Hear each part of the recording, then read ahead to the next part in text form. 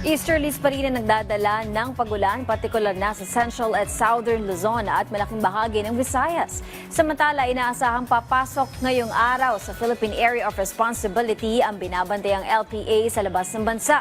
Ang iba pang updates sa lagay ng panahon, alamin natin kay Pag-asa Weather Specialist Lian Loreto. Magandang umaga po.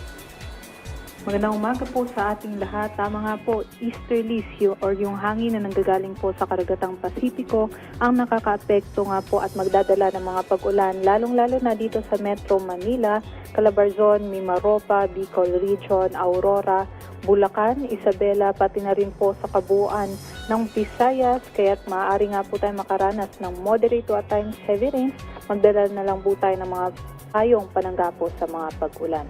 Samantala naman dito sa Batanes, Babuyan Islands at Ilocos Norte ay northeasterly wind flow naman po yung nakakapekto dito, kaya't maaari po yung mga isolated light rains throughout the day. Sa nalalabing bahagi naman po ng ating bansa, maliwalas naman po, ngunit may tsansa ng mga thunderstorms pagdating ng hapon hanggang sa gabi.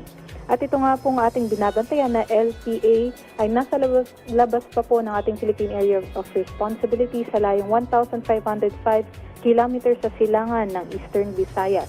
Posible na nga po itong pumasok sa ating PAR ngayong araw at posible na din or may katamtaman na pong tsansa na mag-develop ito bilang isang bagyo sa susunod na 24 oras at kung ganun man ay tatawagin na po natin ito sa local name na Ramil. Sa ngayon sa nakikita natin, kikilos po ito pa west-northwestward, at maaari nga po bukas ay maaari nang makaranas ng epekto ng trough nitong ating posibleng bagyo ang Eastern Visayas at sa susunod na mga araw sa Sabado hanggang sa Linggo ay maaari na nating maranasan dito sa Northern, Central at Southern Luzon yung epekto nitong potensyal na maging bagyo.